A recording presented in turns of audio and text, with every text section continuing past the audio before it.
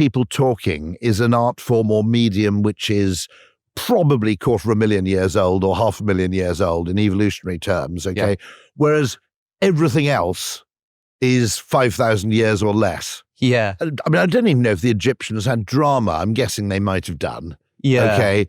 But, you know, I don't know what their plays would have been about. But I mean, writing's what? 4,000, 5,000, 6,000 years old max, isn't it? Mm. The only two things that are really, really old are conversation and dogs. The two things that are really old, yeah. My theory is about podcasting that, well, famously, I think Socrates never wanted to write anything down. And part of the reason for that, it might be apocryphal, is that if you write something down, you don't have to remember it. It's like you should be practicing this oral tradition. That was my university policy for not taking notes, but it didn't really work in my case. Yeah. Well, also, there's a sense in which the way philosophy is supposed to be done is through conversation. Yes. And so when you write down philosophy, what you're actually creating is this simulacrum of the ideal way of doing philosophy, which is through conversation. So, you know, Socrates or Plato. Writing a book about philosophy is the wrong way to do it, isn't it? Yes, because but that's, you know where you're going when you start. I think that's why. The whole bloody point. I think that's why so many philosophies are done in the style of dialogues. That is like, you know, Marx said the same thing. Dialectic is similar, isn't it? You have, I mean, literal dialogues between characters. So like the Platonic dialogues, Galileo writes dialogues, Hume writes dialogues, and he invents these characters in order to make a philosophical point, because instead of just saying, here's my viewpoint, here's my philosophical worldview, they say, we're going to do this through conversation, because the best way to do philosophy is one person says something, another person asks a question and clarifies, and they debate. And so Plato's probably thinking to himself, you know, as is Hume, as is Galileo, thinking to themselves, gosh, if only there were a way, you know, to capture broadcast the actual conversation. This is brilliant. You know? Fantastic. Yes. And so when I've got to write it down like a script. Exactly. And so Plato made that shit up, didn't he? I think I'm right in saying those conversations. A lot of it was, those conversations probably didn't happen. But the funny thing is that, like, a lot of people say, you know, oh, you know, I used to read so much philosophy, but now I never read because I'm too busy listening to podcasts and stuff. And I'm like, well, hold on. What you're doing is you're trading the simulacrum for the thing that's for like how it's supposed to be, you know? This is fascinating. Fun enough, it's arisen as an interesting question. We are rolling, right? Are we rolling? Oh, see you later, Georgie. Thanks for the help today. So fascinatingly, this has arisen as a question in terms of the AI use in market research, which is, do you write down a load of questions and ask the respondent, which is what tends to happen in market research now, where effectively the questions reflect a preconception of what you think is important. But with AI market researchers, you will take it as a conversation where it goes wherever it goes. Mm-hmm.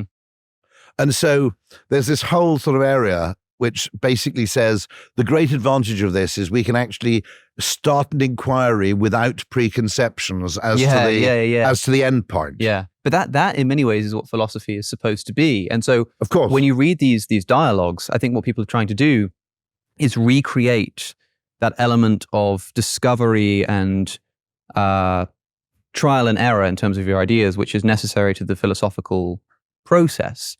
And given that, when somebody does say to me, well, I don't read anymore, you know, I wish I was smart and I read books, but instead I just spend all of my time listening to podcasts. I'm thinking, well, if you're doing philosophy, if what you're listening to and trying to do is podcast, that's effectively what Plato was doing. You're sort of doing like, imagine if somebody like took a conversation that somebody had on their podcast, an episode of Joe Rogan, and they transcribed it, but maybe they had to do it from memory, and maybe they slightly adapt it, to make it a little bit, maybe a little bit more streamlined, but also maybe to sort of make their point a bit more strongly.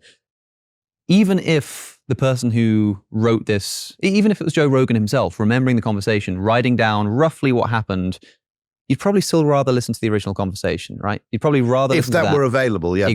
Definitely, yeah. And so actually, you'd rather watch it because there are there are questions like, I mean, what I tend to do when I watch podcasts on YouTube, and it's partly because my TV is connected to the best sound system I've got, but what's quite good about it is you can kind of get on with something else. In other words, it doesn't demand your full attention. Yeah. Okay.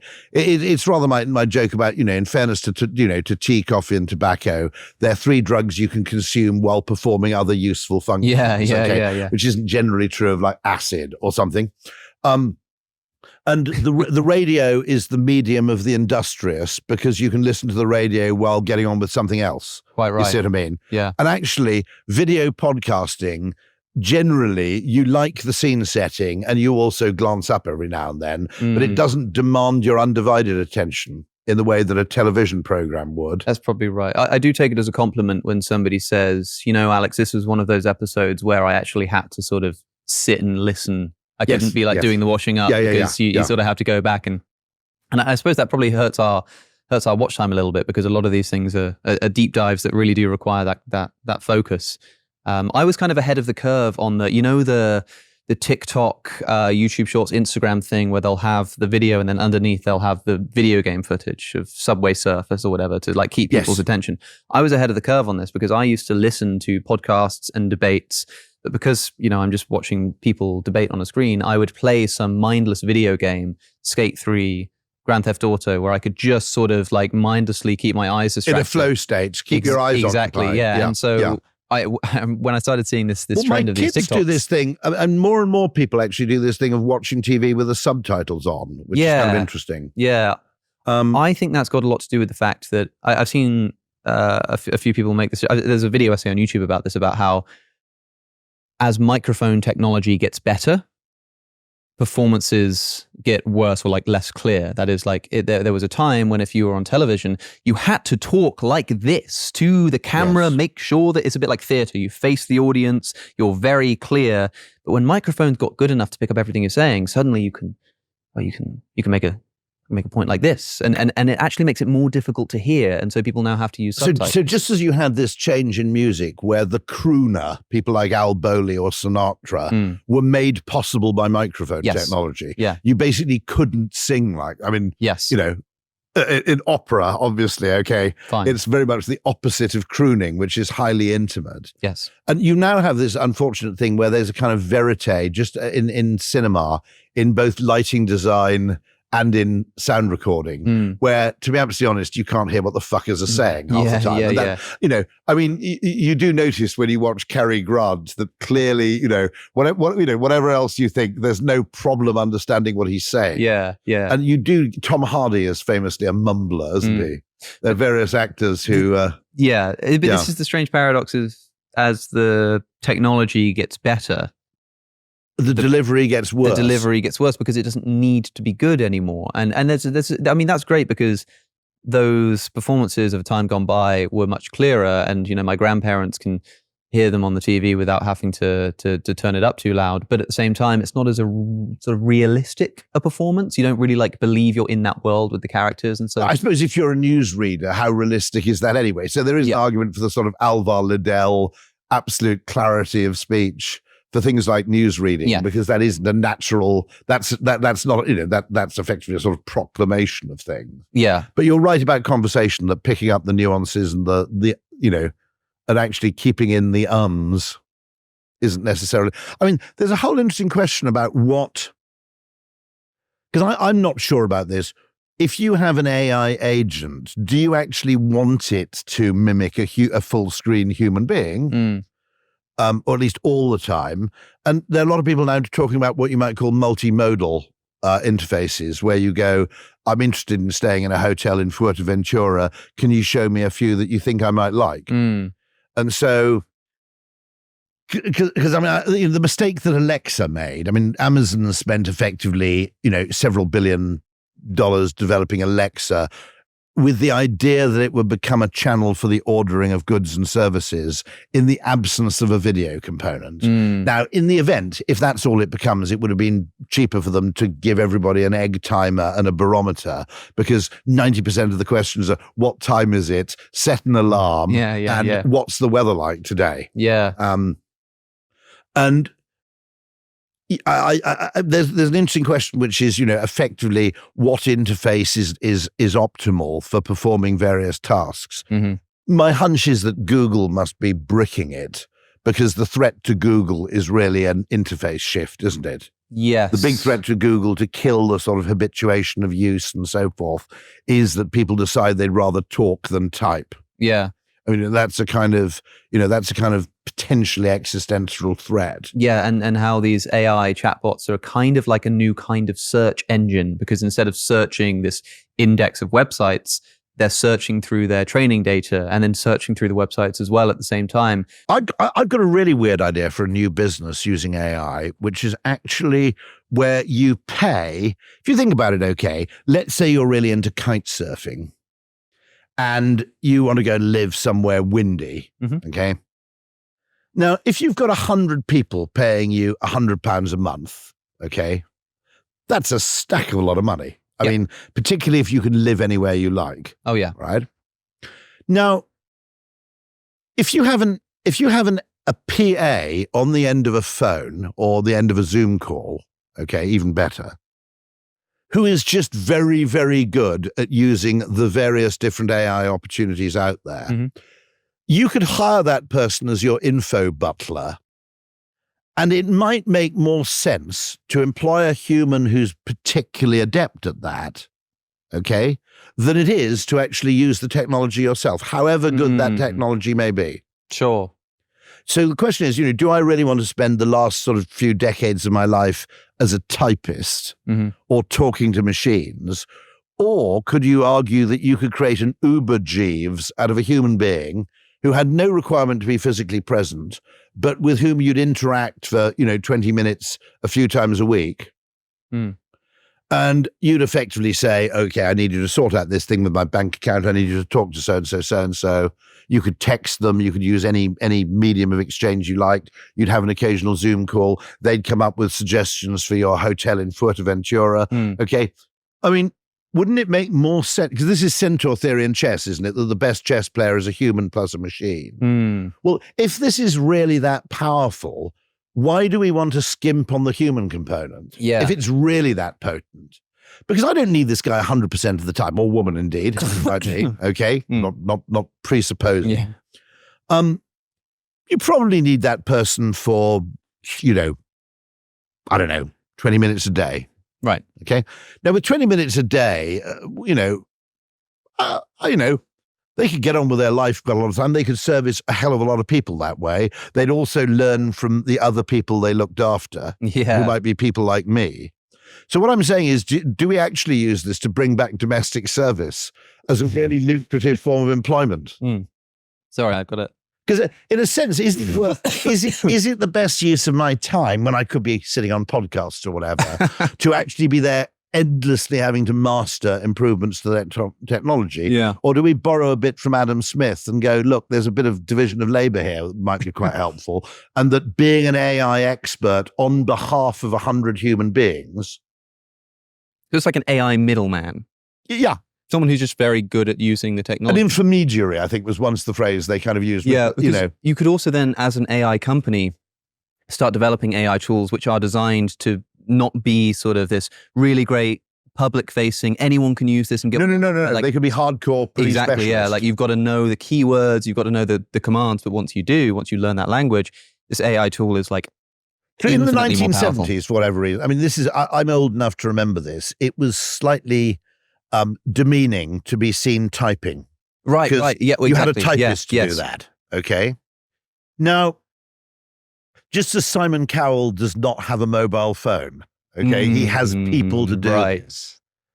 My argument is that we have a weird tech fetish around the optimization of efficiency, which basically means the elimination of humanity from every process, because the biggest cost is the wage cost. Yes. But just as let's say a JCB made a Navi 100 times more productive, but you still had the Navi, okay? The assumption of the tech world is that you always eliminate the human and the wage cost from everything, and you disintermediate everything. And of course, there's a huge assumption in economics that disintermediation is a wonderful thing.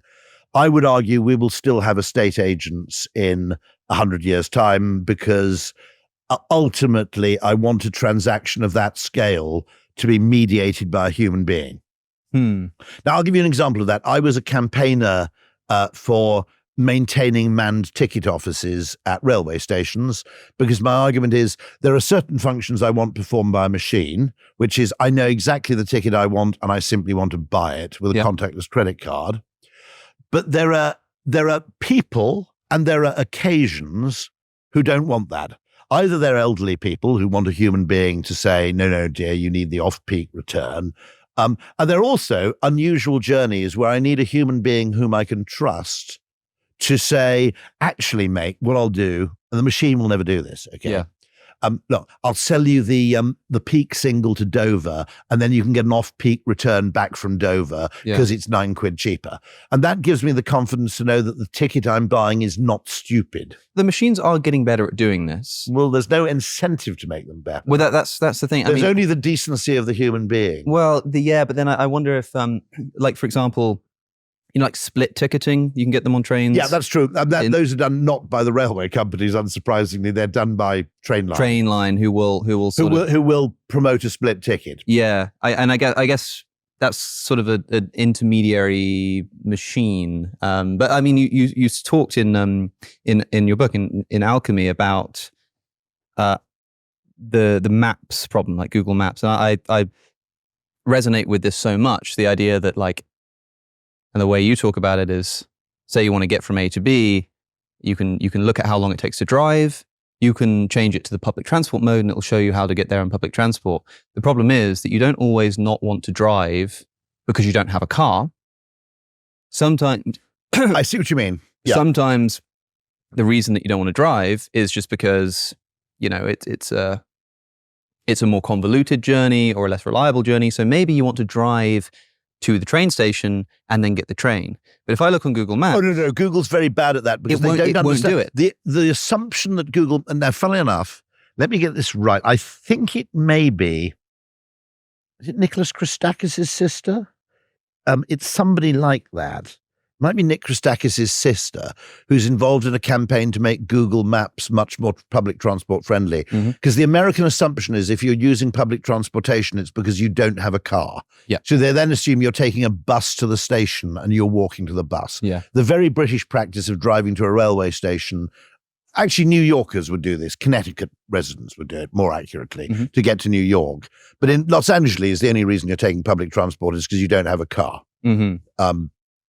And Google is very Californian in that assumption, I think. That's absolutely true. And it's repeatedly annoyed me because it gives ludicrously pessimistic assumptions of how long the journey would take on public transport, because it assumes I'm making no use of a car to get to the station and no use of a taxi at the other end. So it basically assumes this bifurcated idea of you're either basically a car owner, in which case you go everywhere by car, or you're effectively at the mercy of public transportation for the entire length of your journey. It is really annoying. Like if the two of us wanted to go to Cambridge right now, Cambridge city centre, and we looked on Google Maps, it would either tell us it's how long it takes to drive to St. John's College. Or if we say, well, I want to take the train, we click public transport, and what does it tell us? It tells us, well, you have to walk to this station, get a bus here, get to the train station. Yeah. Then once you get to Cambridge, you have to get out and you have to get this bus, which is going to take you up, and then you walk 15 minutes across. Which is, of course, both of those options are total bollocks. Exactly. Because in the first option, you'll get stuck in traffic in London for ages.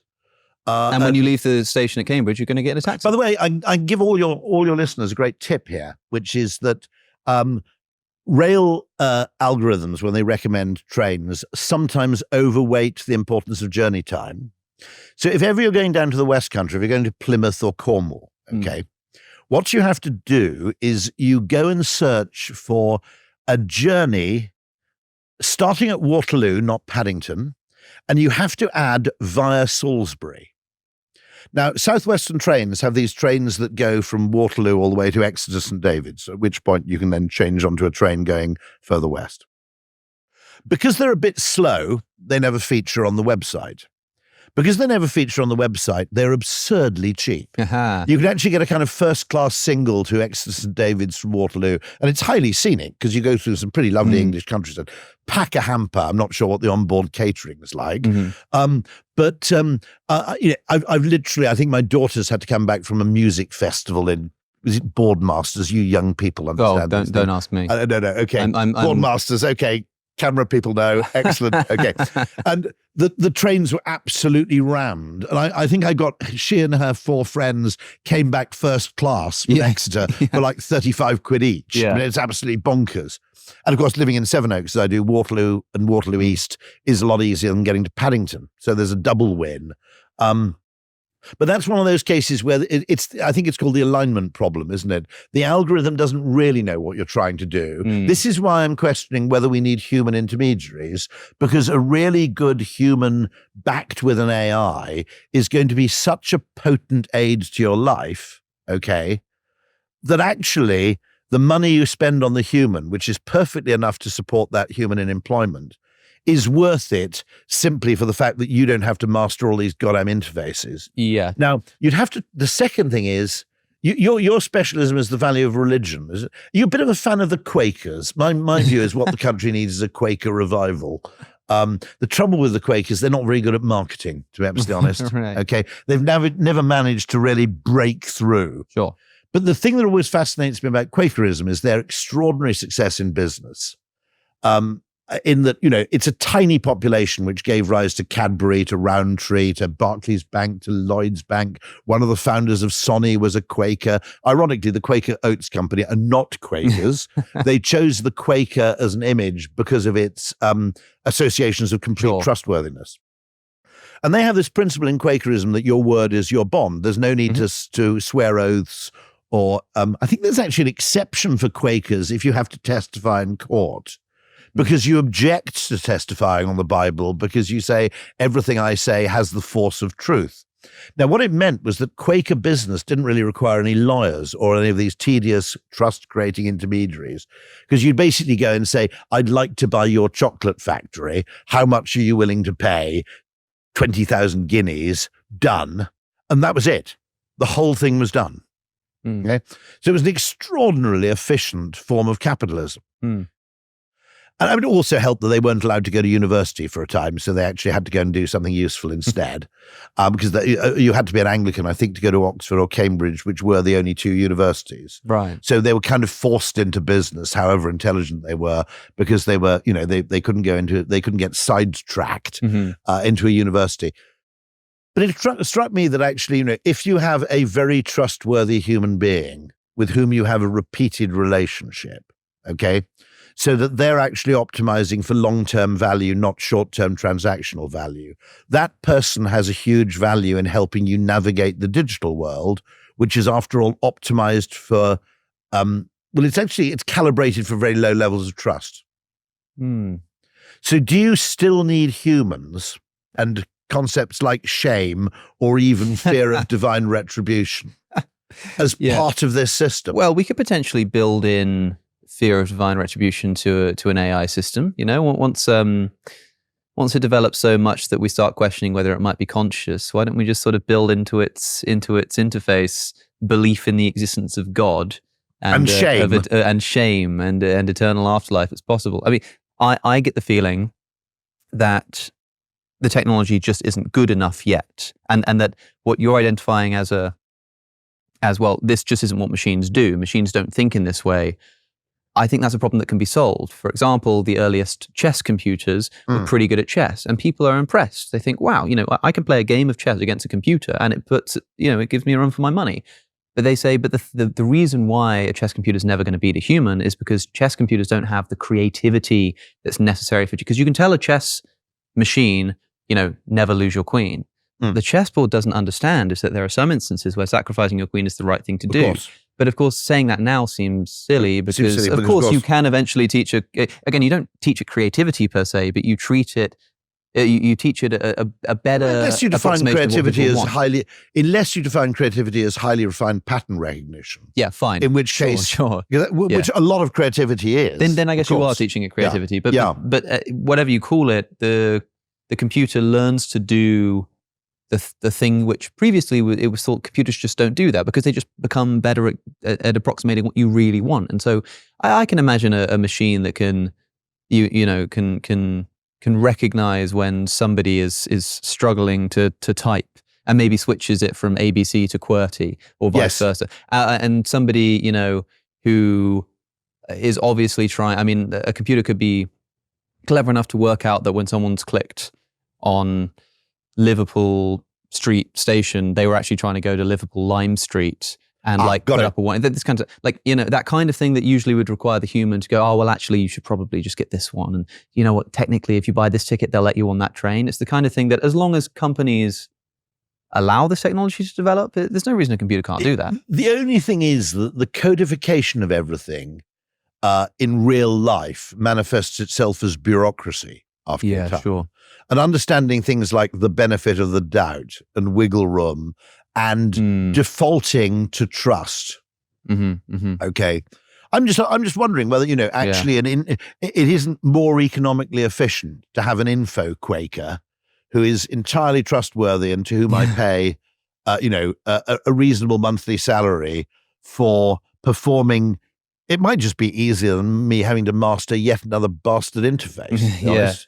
I was on a train once and there was a woman opposite me who spoke not a word of English, and she just started, she was talking quite loudly into her phone, and I was, God's sake, I'm trying to, and then she just started crying. She burst into tears, and it's because she'd meant to get on this train that was supposed to be like a 5-10 minute journey to the next station, and was finding her way going somewhere into the north of England, and she couldn't even speak English. So after a bunch of translations, just sort of, I was like, oh, you use the phone to translate? So I use my phone to translate, so technology grade and all. You're an Android user then, are you? No, I was on Google Translate on my phone. Or got it. And it was very funny because she would speak into her phone and report back to me just to say sort of like thank you or yes. And I think she was sort of trying to be nice to me, but there was something lost in translation. So it would sort of come back like, thank you, handsome man, and stuff like this. And it could have been sincere. I think you're doing yourself down there. Could have been. I just don't think you would quite put it in those terms. Or maybe it's just the kind of woman she was. I don't know. But at any rate, this whole saga ends with, the train worker coming over and me explaining what had happened, what I'd garnered. She'd gone on the wrong train. She needs to get off it. You can imagine trying to explain to someone who doesn't speak English. You need to get off at this train. You need to transfer to this platform, whatever. But it ended with the train operator, because she didn't have the ticket, right? She'd had the ticket for this train journey, and she was supposed to go all this convoluted route. And the train operator took her ticket or whatever and just wrote on the back of it with a pen, this woman's trying to get here, blah, blah, blah, blah, blah, Greg, please help her and GWR, don't find her and arrest exactly. her. And sort of wrote out and like that does make me think, even if a computer could do that, it's not the kind of thing you could formalize, institutionalize. No, but we program not to do it because the benefit of the doubt would show up as a loss financially. Yes. And secondly, it would be vulnerable to fraud. So the first thing to be closed down is the benefit of the doubt. I mean, look, and it's possible that this woman was actually defrauding us all the whole time, and maybe, but I imagine that she wasn't. And the reason that I know that is because I'm a human being who is looking at another human being, right? And I do wonder if a computer will ever be capable of capturing that kind of interaction. It's kind of hard to say, because what computers do is just, well, the thing that you condemn so much in a lot of human interactions, which is this sort of hyper rationality. Now, you're on a podcast right now called Within Reason. That's the name of this podcast. We like to celebrate the. I'll leave right now. I'll get my coat. It would be the first time that's happened on this podcast, believe you me. Although usually a bit less politely that's happened in the past. I think. Did that happen with what's his name? Didn't it walked out? Yeah, it's slipping my mind. A certain Mr. Hitchens. I won't tell you which one. I remember this. He did decide to stand up and leave. So as I say, you wouldn't be the first. But I'd like to see if you could match the entertainment of 17 minutes on the way out. I'm not quite sure what Hitchens' hissy fit was about entirely. To be honest, neither am I. I think it might have something to do with being obsessed with drugs. I was talking to him for like 40 minutes, interviewing him about his drug decriminalization policy, the one that he wrote a book about, to which he told me that I'd been banging on about it for too long and that he was sick to death of the subject and also sick to the death of those who promote it, and got up to leave, but not before spending 17 minutes at the door berating you about telling me how much he personally disliked me. Yeah, I did actually see him again last night. It was the first time we've been in a room together. I didn't speak to him, but he was doing this event. It was like an election debate. So he was representing the Conservative Party, and there were a few other people, and there was a Q&A. It was quite an intimate audience. There was a Q&A afterwards. I'm surprised Hitchens believes the Conservative Party is a Conservative Well, party. he doesn't. He thinks that the Conservative Party deserves to be destroyed, but he's so fearful of Labour that he was telling people to vote Conservative anyway. So he was doing this sort of... Intriguingly, of course, our first-past-the-post system allows you to correct against overlarge majorities. So my argument would be, if you're in a safe Conservative or Lib Dem seat, regardless of your proclivities, it is actually in the interest of the Labour Party for you to vote Conservative. The argument being that if you had a huge Labour majority, it would implode, serve only one term, and then you'd be effectively back to where you were when you started. Yes. That there is actually a serious problem about that because of the vociferous nature of left-wing politics. Well, people would get preoccupied with a lot of sort of single-issue obsessions. Yeah. And the whole thing would go doolally, which tends to happen. Well, there are ways to sort of think about, in principle, how you might hack the system when it comes to voting. I'm actually interested in your philosophy of voting, because as somebody who thinks outside of the box about unintuitive solutions to problems and how to solve this problem, you might not realize that, the way to sell more products might be to put the price up rather than taking it down, this kind of thing. When it comes to voting, a lot of people have these ideas about how, well, unintuitively, if you don't like the Conservative Party, if you're some left-winger who wants to see the Conservative Party destroyed, you might best vote Reform UK in this election, because that's going to take votes. That's going to sort of make it more difficult for the Conservative Party if Labour are going to win anyway. Like, there is a substantial right-wing body of opinion in the UK, which has always found an outlet through the Conservative Party, which has for the most part been comparatively reasonable, by continental standards.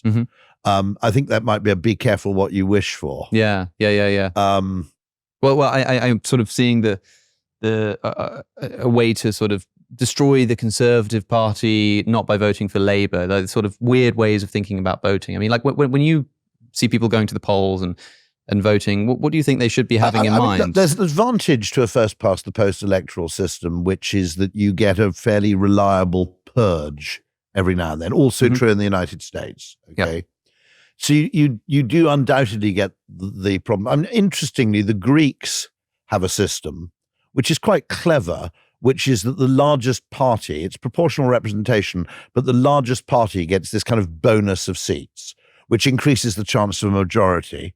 Yeah, they did invent democracy, so I think we ought to give them some credit. Okay, and it gives them a kind of bonus which makes a majority more likely. So you have a functioning government, but at the same time you still have this power effectively to reboot.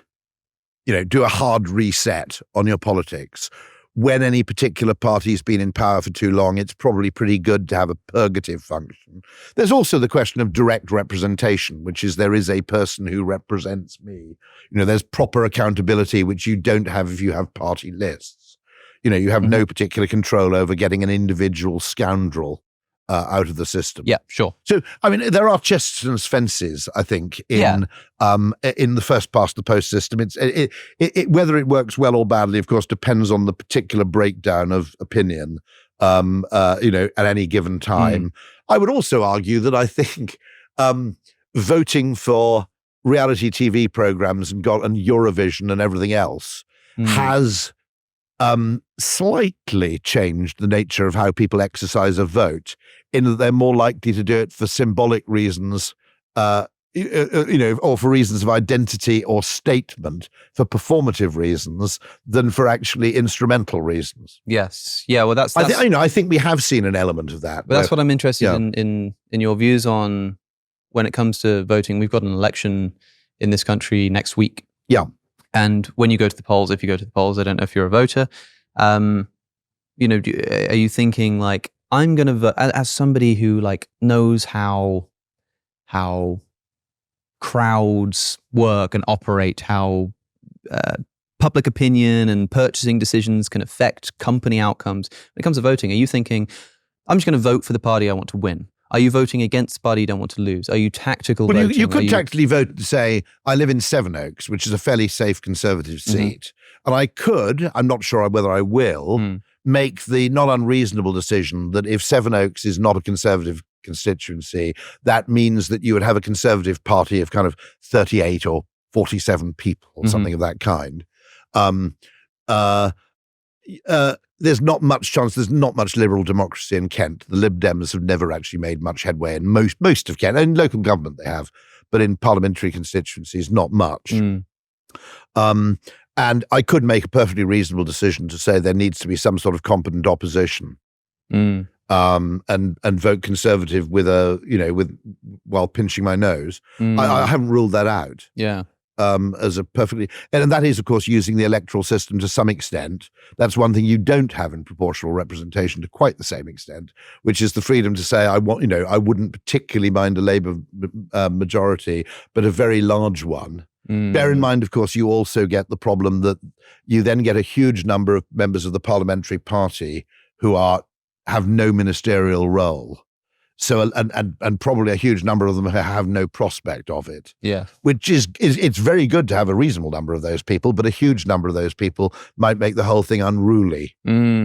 Yes. Yeah. I can imagine. It's interesting what you're saying about representation. I had a friend recently who was wondering, and this person is a right winger who wanted to vote for a right wing party, but lives in a place where the Green Party actually has a pretty good shot of getting a seat. And he was like, well, I don't know what to do because I think that all of their policies are like total bunk.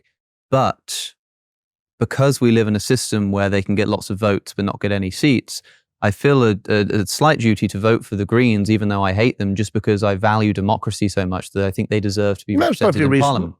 But is it No, that's perfectly reasonable. I might do the same thing. Yeah. In that there should be some Green representation in Parliament. And so even if you totally dislike the party, even if you think it's like the worst thing in the world or whatever, there was still this incentive to potentially vote for them just for the sake of democracy. There should be some reform representation in Parliament, by the way, because, I mean, it's, anything that has the support of 10 to 15% of the population deserves a few seats. Deserves a voice. Yes. Undoubtedly. And I think there should be some mechanism where that can work. And I'm very interested on the Green question. I'm kind of conflicted because I think that climate change is probably real, okay, and potentially catastrophic. But I also say that most of the actions that have been taken in pursuit of combating it may have been counterproductive or misdirected. Yeah. What are your views on Just Stop Oil?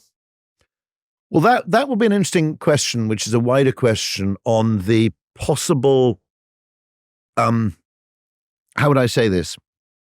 I think a large part of demonstration culture is counterproductive. Okay.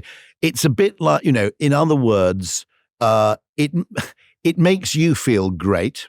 Okay. But everybody else hates it.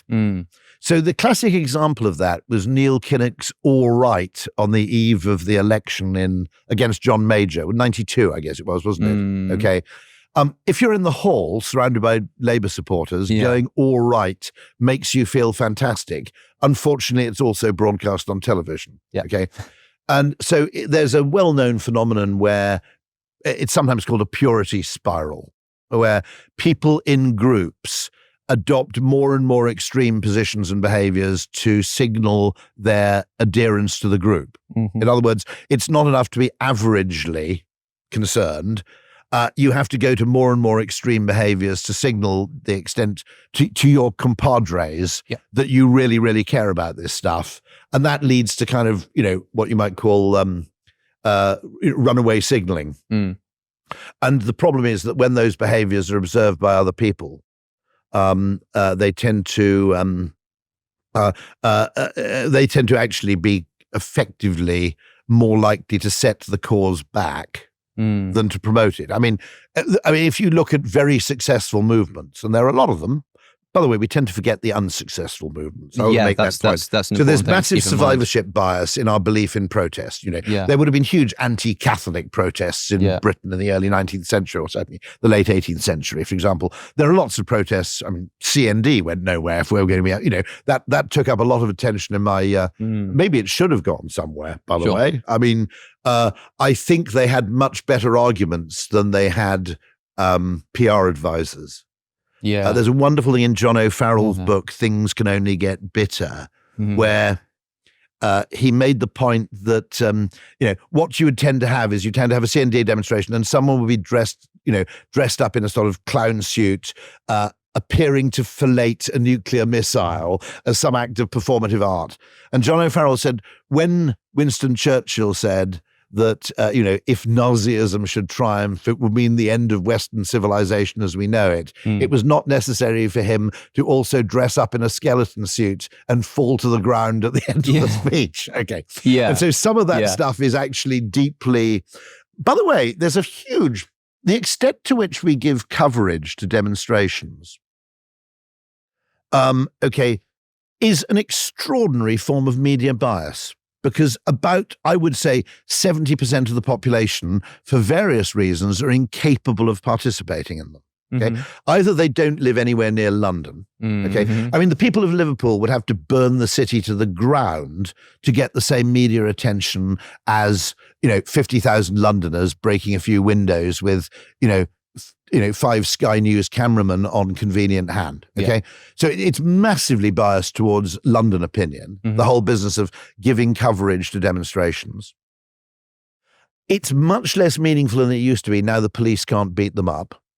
Okay. So when the police could actually beat up demonstrators before the age of the mobile phone cam, you could at least reasonably assume some degree of conviction on the part of people presenting. Whereas for all we know now, it's just, effectively, it's Tinder for lefties. Right. It's a way to meet a load of like-minded people and hang out. Yeah. Okay. But also, if you're right of centre like me, if we're angry about something, we only have 2 modes of response, one of which is write to the Daily Telegraph, and the other one is buy an assault rifle. we don't have any middle ground. Okay. Now, I'm really half joking there. But there are a lot of people who find it massively unfair to introverts, the whole idea of a demonstration. Okay, right? For sure. I mean, okay, I would find, would you go to Glastonbury? I would find Glastonbury, there is no limit to how much I would pay not to go to the Glastonbury Festival. Sure. And I had to learn this, that there are people who actually enjoy being in crowd situations, which I find totally incomprehensible. Okay. Any kind of crowd. Now, I always make that point that yes, it means I miss out on a lot of music festivals. On the upside, I wouldn't have gone to the Nuremberg rallies either. Yeah. I would have been worried about the toilet facilities, regardless of any political connotations. There's no way. But also, to me, genuinely, having someone shout at me with a megaphone and I shout the same thing back, okay, would literally make me physically sick, I think, okay? Just that action, that particular action of just having someone shout something, I shout the same thing back, just runs completely counter to every instinct I have. I would just find it a repellent activity. I couldn't do it. For any cause, okay?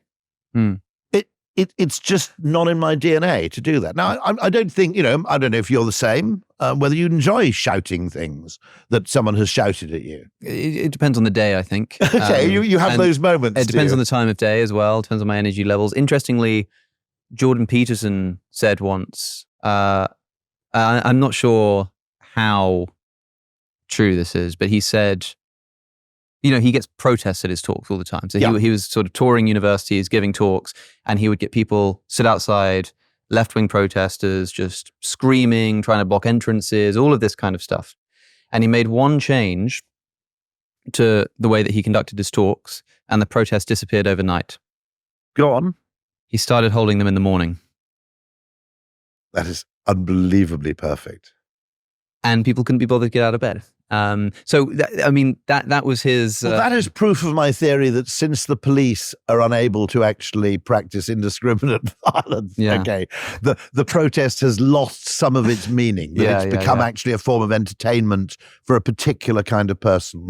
I see what you're saying there. It's unrepresentative. I mean, okay, the fact that... No, okay, let's be absolutely honest about this. There isn't a counterfactual because there was no Palestinian entry to Eurovision. But the fact that Israel headed the popular vote on the telephone, okay, with a not particularly brilliant song, okay, in the UK, France, Germany, etc. Okay, right? Okay. Now, as I said, I'm being very honest here. There wasn't a Palestinian entry. I'm sure if there were, that would have done very well too. So, but nonetheless, what I'm saying is our fetishization of protests and our fetishization of certain types of opinion, if you like, strikes me as a slightly weird facet of the modern world. Yeah.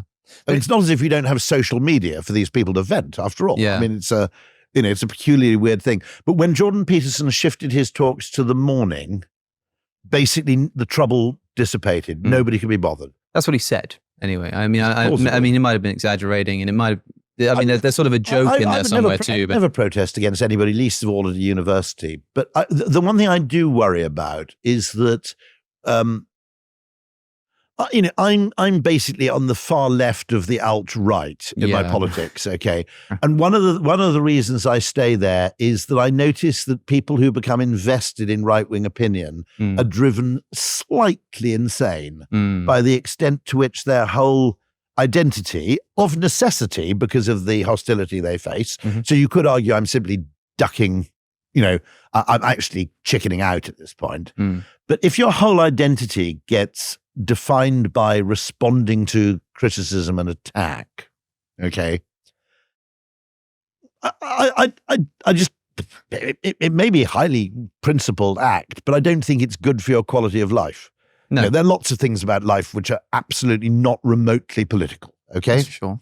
Dr. Johnson said, "Of all the things that human hearts endure, how small the part that kings and laws can cure." I think that was Dr. Johnson, who's pretty much my kind of sanity touchstone on pretty much all matters, actually.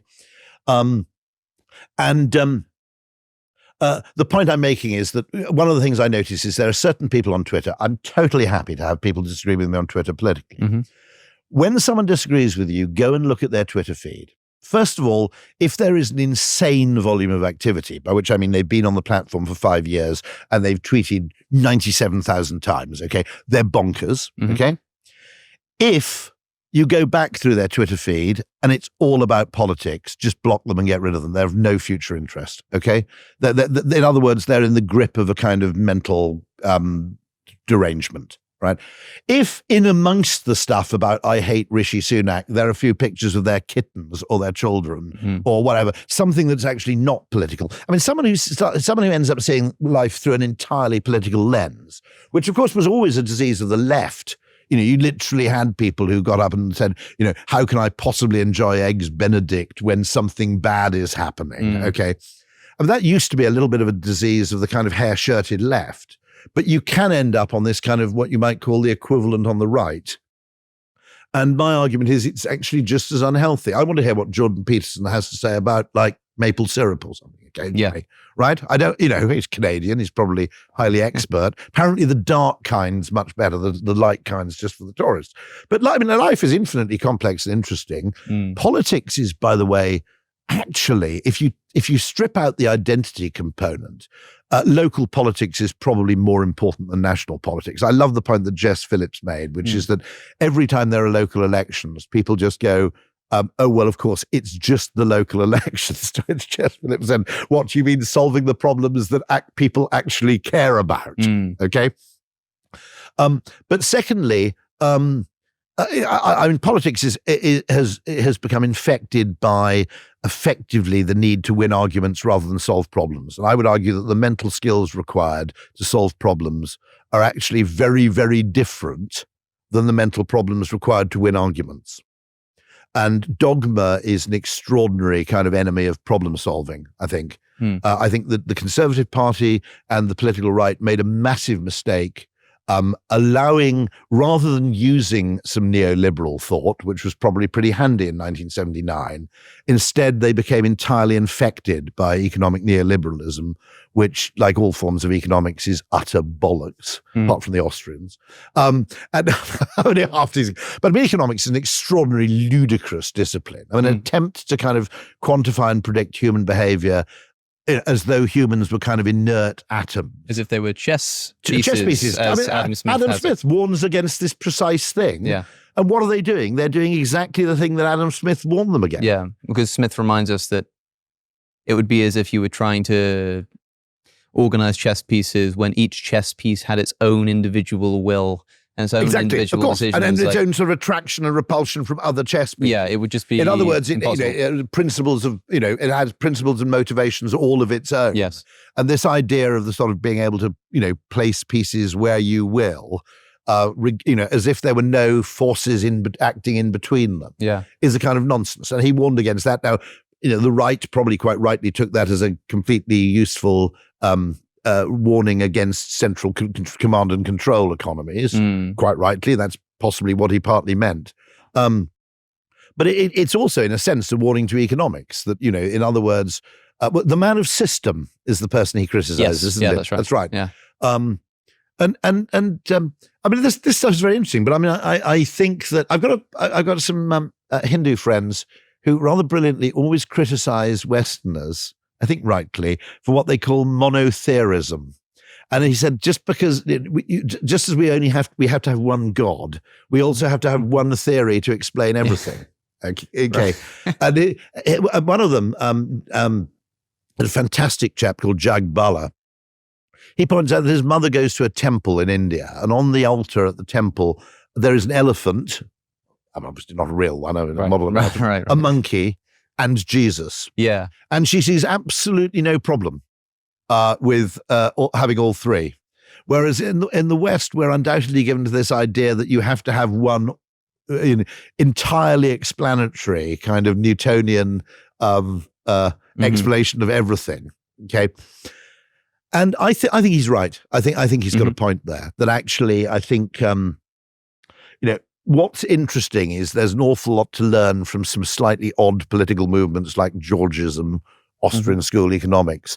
The fringes of economics are more interesting than the mainstream, actually. An Italian socialist, I think this is a brilliant idea, who I genuinely think, actually, it's fantastic. Okay, he believed that money should basically have an expiration date. So you should issue money, but to encourage people to spend it rather than hoarding it up, it would effectively run out. Yeah. So you'd encourage the rapid velocity and circulation of money. Now, what's interesting about that, of course, is marketers have already invented that with the voucher that you get at Sainsbury's that expires in 2 weeks' time. In other words, get £15 off if you spend £60 at Sainsbury's, expires probably yesterday, knowing my luck. But you know what I mean, okay? And the whole point of that is to encourage the velocity of expenditure and regular air miles. Some airline loyalty programs are exactly what Hayek talked about when he talked about multiple currencies. And you can have different rules for the different currency. But why is it good? Why is it good to encourage people to spend money quickly? Well, hold on a second. I'm not really a capitalist. I'm a consumerist. And I would argue that one of the strangest things we do in politics, this comes from an assumption of neoliberal economics, okay, which is that everybody is a perfect utility optimizer. And there are lots of assumptions in economics which strike me as absolutely heinous. The other one is the single representative agent. In other words, you construct this kind of imaginary being who is a kind of average of everybody in the model. You optimize for them and you assume that what's optimal for the average is optimal for everybody. So you have a model which, for example, can't really clock inequality, for instance. So I'm weirdly, although, as I said, I'm on the political right, I'm very exercised by intergenerational inequality and the absurd distortions in wealth that have been created by the property market, where actually how wealthy you are is more a product of when you happen to buy a house and where you happen to live than your contribution to any wider society. And so by putting in it's a completely arbitrary. It's like making the national lottery. The property market is like making the national lottery 50% of the economy. Okay, yeah. It's whack. But then I don't understand. By the way, you young people, okay, you're very weird because you're passionate about the NHS, despite the fact that you get almost no value from it in proportion to what you pay. There should be a weighting that older people pay more tax than younger people because their healthcare costs are higher and they have more money. Okay. So is that unreasonable? I mean, you'll probably fall off your fixie once or twice and need a quick visit to you young people with your bloody photograph of your genitals.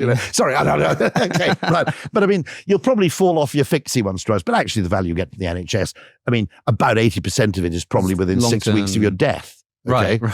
All right.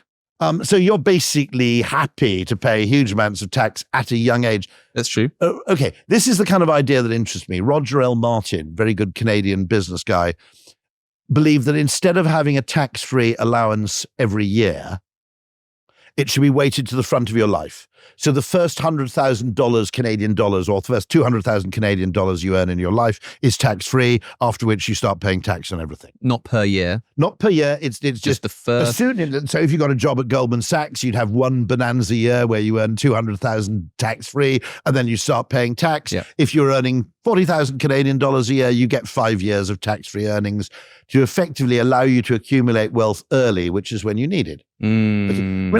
I don't understand. The entire tax system seems to be gerontophile. Okay, I'm 58. And I get my financial advisor going, well, if you move this thing, you can put some money into your pension, get the tax back, and then you can take it out again. Well, that sounds great. But I said, where were all these tax breaks when I was 30, 35, had 2 kids, and I kind of needed the money? Okay, it is absurd. So the fetish, I think it's simply a product of the fact that economists are stingy by temperament. Mm-hmm.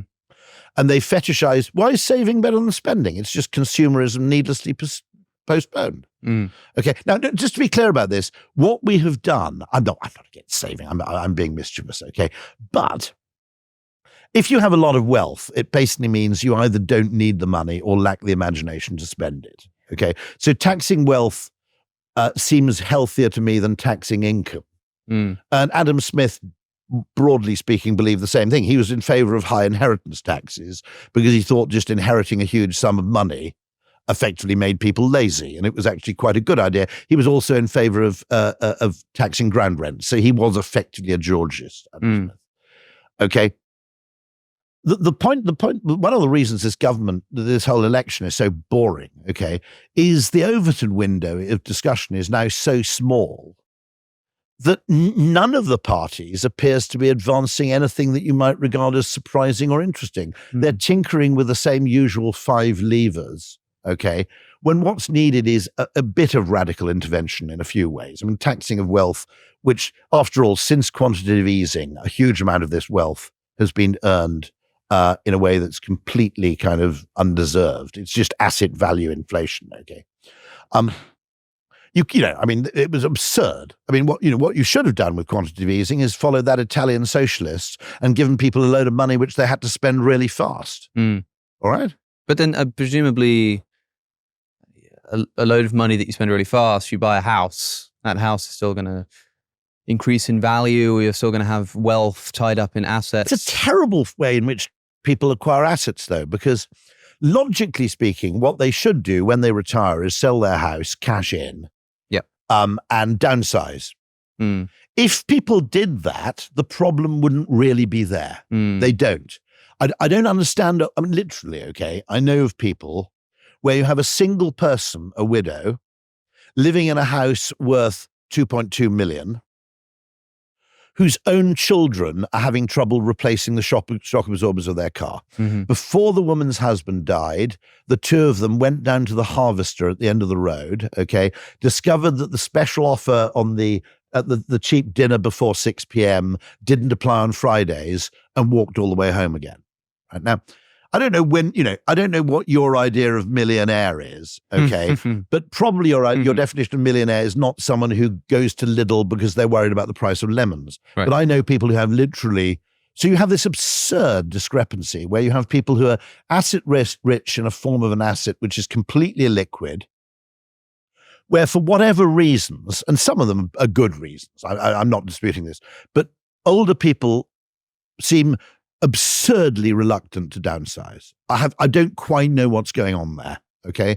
But I mean, my brother lives in a house somewhere in Buckinghamshire where effectively the entire road, not quite the entire road, I think the entire road bar 3 houses consists of a house worth £1 million in which 1 or 2 retired people live with 4 or 5 bedrooms.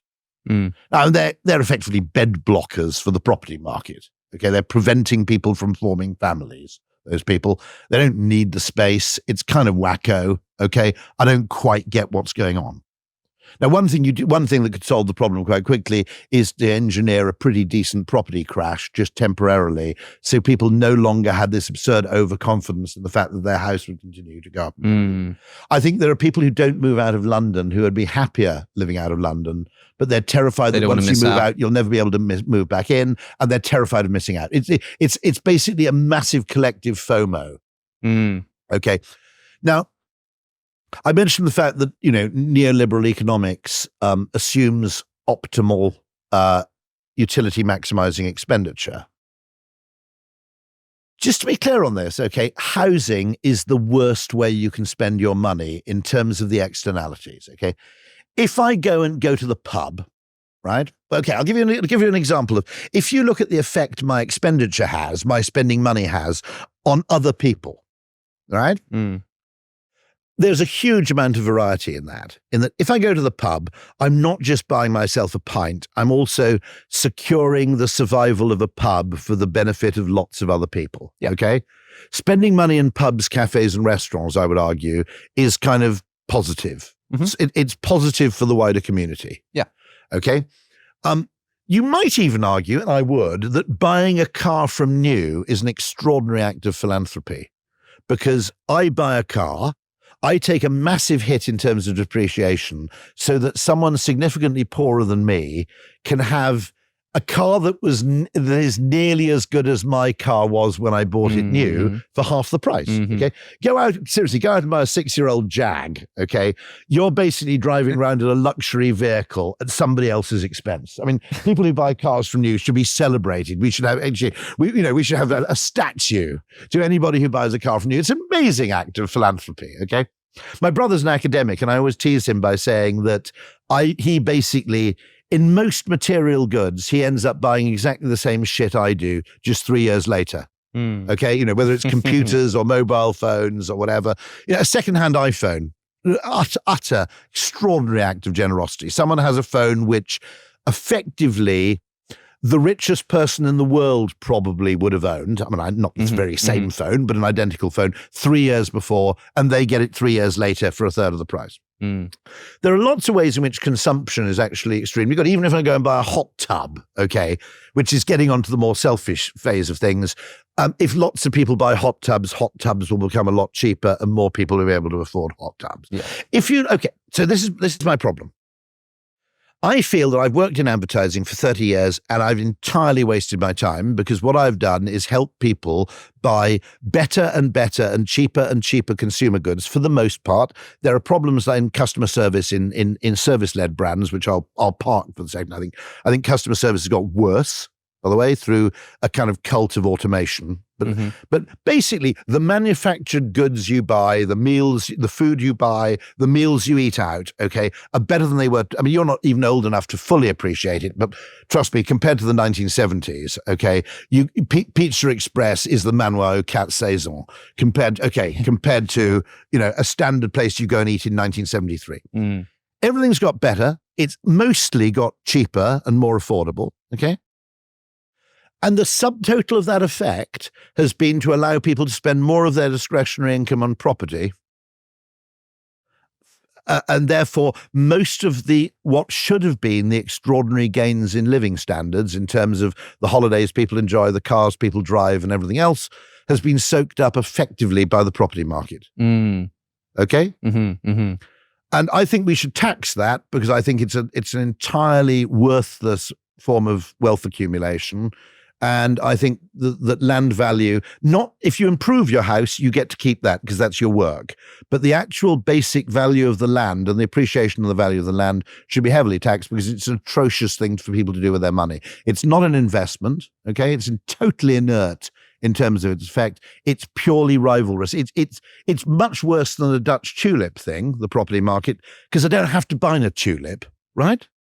Okay, the Dutch tulip boom was an insane kind of Ponzi scheme nutter boom, but there are substitutions for tulips. I know these tulips are getting really expensive. I think I'll move into what is the Dutch? Oh, tulip? Right, it was a thing that it's part true, part mythical. I think if you dig into it, it was effectively that tulip prices, and particularly for rare tulips, basically spiraled out of control at some point in 17th century Holland. And so it was one of these cases where effectively rising prices brought in ever more demand.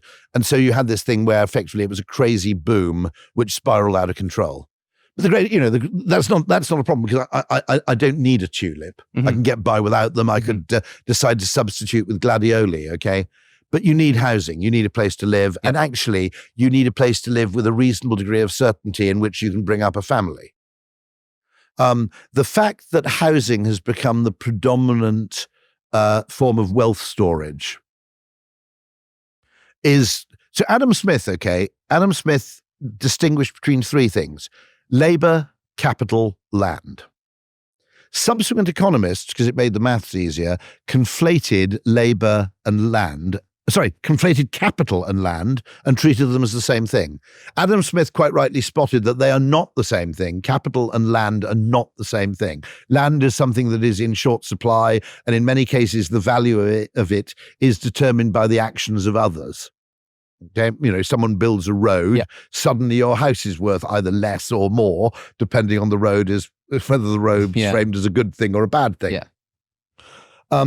The Singaporean government basically is Georgist. In other words, they own a lot of the land. They fund a large part of the government they're effectively property developers with a side gig in governance. I think that's the third or fourth time you said Georgist now. Can you explain? Oh, crikey. So Henry George, I'm not, by the way, you could apply the same principle to any non-renewable resource, whether it be land or fossil fuels. But George's idea was that, taken to its purest extreme, was that there should only be a single tax in the United States, and the tax should be on the value of land, because the idea being that the value of land is basically, land ownership is basically extractive. It's rent-seeking. Now, here's the greatest mystery in economics. All economists agree that rent-seeking is a bad thing. In other words, patent trolling would be another example, okay? You're not actually contributing to anything. What you're seeking to do is to own a bottleneck, all right? And then effectively own something that is essential to somebody else and basically milk your ownership of it. You're not actually doing any useful work. You're not investing and creating anything new. You're simply exploiting an asset that other people require access to. So what tends to happen, okay, what George would say is that when you get people, let's say, forming a community, and the community becomes more and more desirable and more wealthier, and more people want to move there and so forth, the gains, which should go to the people who did the work or indeed provided the upfront investment to build the buildings or whatever, instead go to the owner of the land who contributed nothing. And what tends to happen is whenever you have any form of useful activity which depends for its performance on its location, the gains from that activity do not primarily go to the person who's performing the useful activity. Okay, they go to the person who owns the land on which that activity takes place. Yes. Okay, so an example would be airport retail, which is effectively, various brands have to be there. The people who get rich out of airport retail are not retailers; they're airports. And what they happen to do is simply own a kind of, they've got a location, the ownership of which confers an income on them without requiring any commensurate investment or risk. And so the idea is that effectively, since this thing is extractive, some people have described Georgism as basically socialism in relation to land, free market capitalism in relation to everything else. Okay, that's probably quite a good shorthand. You could, interestingly, I'm sure some people do, I haven't researched this enough, extend exactly the same thing to, for example, non-renewable energy. You could say oil. The ethical justification for this is kind of, look, land, okay, the fruits of your labors rightly belong to you because you created that thing, okay? However, land shouldn't necessarily belong to anybody because it was effectively an endowment from the creator, you might have said, and the gains from that endowment deserve to be apportioned fairly and reasonably, whereas the gains from individual labor, enterprise, or risk deserve to be disproportionately apportioned to rewarding the person who underwent those efforts or those risks. I think that makes sense, does it? Yeah. So it's basically saying that land is a different category of thing. Yeah. Okay, and you might argue of fossil fuels. That I would say it's not a huge leap to say that you should basically tax the use of non-renewable resources. Yeah. Because the idea being that they aren't actually the fruit of man, if you want to get religious about it. They're actually a kind of, they're a fixed endowment, and that, whereas people don't deserve the fair share of other people's labors, there's an argument that you should reapportion the wealth that comes from effectively extractive rent seeking through land ownership. Yeah, see, I'm thinking about... Won't endear me to the world's property developers. Maybe not. And more ironically still, one of my daughters is planning to work in commercial property. But my point about this is that it's certainly, it was given that Adam Smith believed it, actually, a surprisingly large number of people. I think Winston Churchill was a Georgist. I think to a large extent, Milton Friedman was, by the way. Right. There have been large numbers of economists and fairly eminent people. Who was that fashion designer who was married to Malcolm McLaren? The one who... Oh, you're asking the wrong person. Someone must know. Anyone? Famous fashion designer who died fairly recently. Vivienne Westwood. Vivienne Westwood was a Georgist, I'm delighted to say. There are some quite interesting people who, weirdly, who are like ex-Goldman Sachs who believe this stuff. Now, it's worthy of exploration. It's worthy of experimentation. That's all I can say. I mean, you could experiment fairly easily by creating a Georgist community somewhere, as indeed happened in the United States in a couple of places. Right. And you establish a place effectively on Georgist principles where the public services are paid for in proportion to land ownership. But unfortunately, we fetishized home ownership. And the argument is if you tax wealth or you tax home ownership, you're taxing people twice. Well, that's bollocks, okay? Yes, they earned the money to buy the house out of income, probably. That's not net. But the vast increase in the value of that house has been created by government monetary policy. Okay, and it's a completely unwholesome. What I'm saying is that if you hasn't been prevented if that old lady, it's unlikely to happen. The old lady who didn't want to go down to Harvester to get the non-bargain meal. It would be better for the economy if she sold the house and went on a massive orgy of crack smoking and jet skiing. It would actually be better for the economy if she moved out of that house and actually spent the money in some shape or form in a way in which it would actually circulate.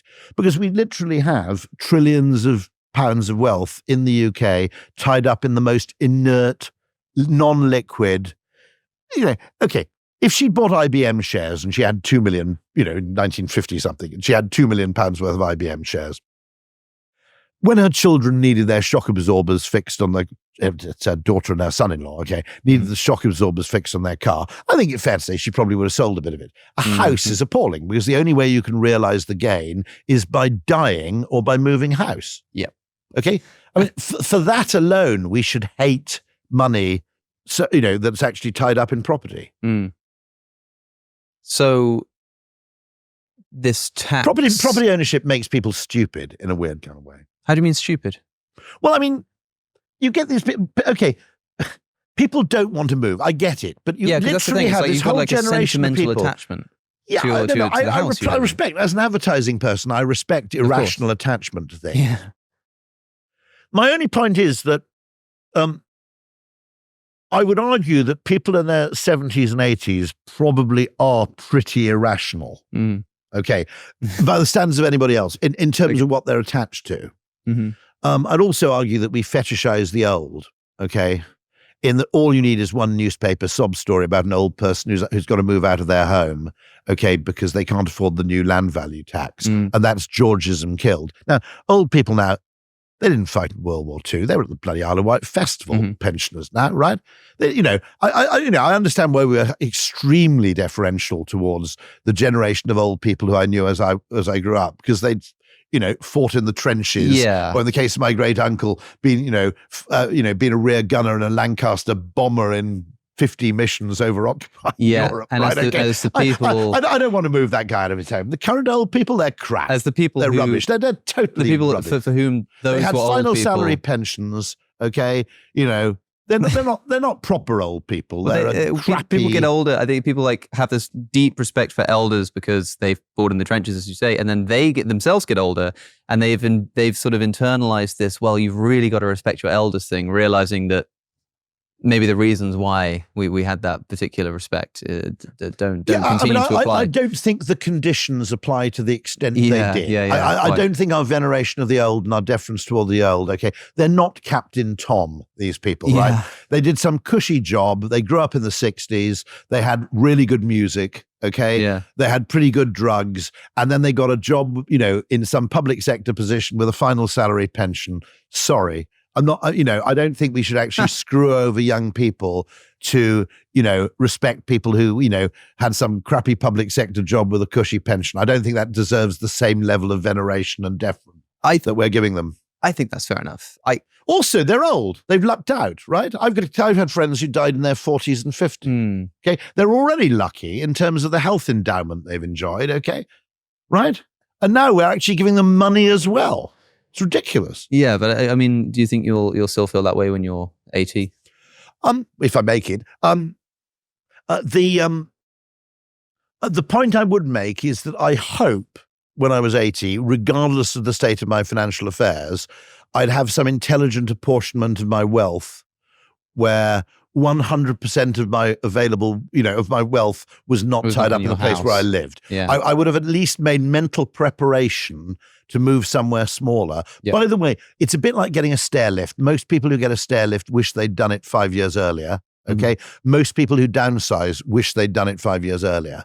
My father was forced to downsize because he had a property business which kind of crashed badly and was forced to move from a bigger house into a smaller house. 1 year later, he actually said this was the best thing that happened, because otherwise I would have been an 87-year-old struggling to maintain a huge house. All right, it's not a great way to. It's there are only two of you or one of you, right? You don't need 5 bedrooms. Okay, my wife said this. She said, "Oh, I want a bigger place so the children can come and stay." Fuck that. The little shits can go and stay in the travel lodge. I'm not going to have them hanging around the place. I'm not going to spend 250,000 on bloody spare bedrooms just so the little shits can come and visit for sort of 3 days every month. They can go down the travel lodge like everybody else. And so no, I find it weird that we regard this as normal. I mean, there are lots of aspects of the property market where economists have conflated land ownership with capital. Lots of aspects of the property market, for example, the fact that for 30 years, property price rises were presented in the news as a good news story. Right. Okay. Yeah. Now, nobody says, hey, good news if you've got a full tank of petrol, the cost of petrol's gone up, because it's something that people need to use over time, But for some reason, now, just to be clear, if you look at it sequentially, longitudinally, a property price rise is very good news if you've got parents who are planning to die soon, and it's very good news if you're planning to downsize. For everybody else, either people who don't own property or who are planning to move to a larger property because they've just had kids, a property price rise is bad news. It is good news for an extraordinarily small group of people in a particularly select point of their life. Other than that, it's bad news for everybody else. And yet the news coverage of it for more or less the entire duration of my adult life was great news. Property has gone up. Why? Collective insanity is the only thing I can think of. Hey, great news if you've already got a loaf of bread. Bread prices have gone up. Nobody says that, But for some reason, property was treated as wealth. It's not. It's consumption. You consume property. People need to consume property. They need a place to live. There is an answer, by the way, which is to, and nobody's going to like this, what we actually need is trailer parks. Now, the point about a trailer park is you own the thing in which you live, but you don't own the land on which it stands. And if the trailer park person gets a bit greedy, you can move it somewhere else. Now, if you go to the Caribbean, there's this extraordinary thing called the Chattel House, which is a little 2-room house made of wood. They're very, very beautiful. They were obviously the product of really talented carpenters. And they arose when slavery was abolished in the Caribbean in, I suppose it's the 1820s or something, is it? My dates are, it's sometime in the early 19th century.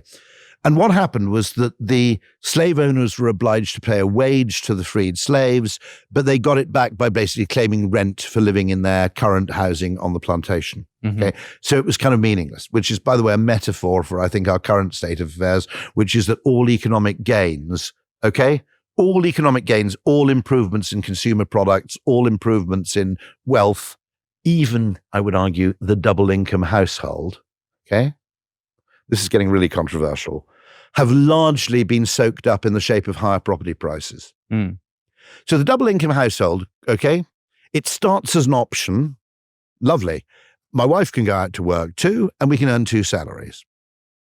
Early days, absolutely lovely. Okay. Suddenly, okay, who benefits? The government, because they're getting twice as much tax, right? Homeowners benefit because now you need 2 salaries to buy a house, and therefore houses are worth commensurately, 50% more.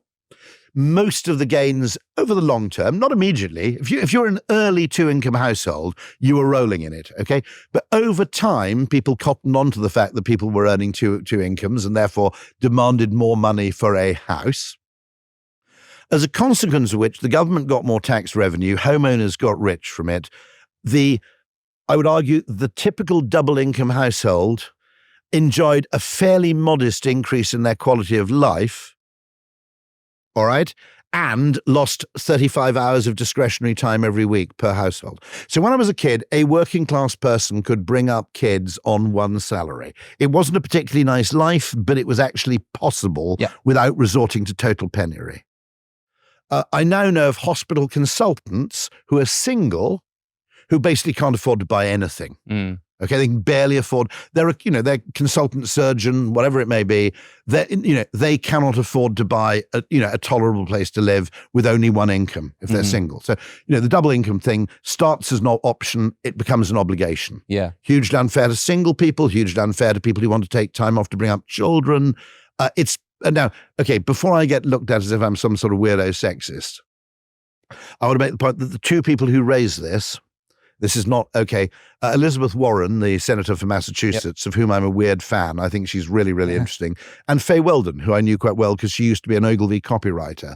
And Faye Weldon said that effectively, the 2-income idea was great news for certain people at a certain time, but the long-term effects might have been net negative unless you're either a government or a property owner.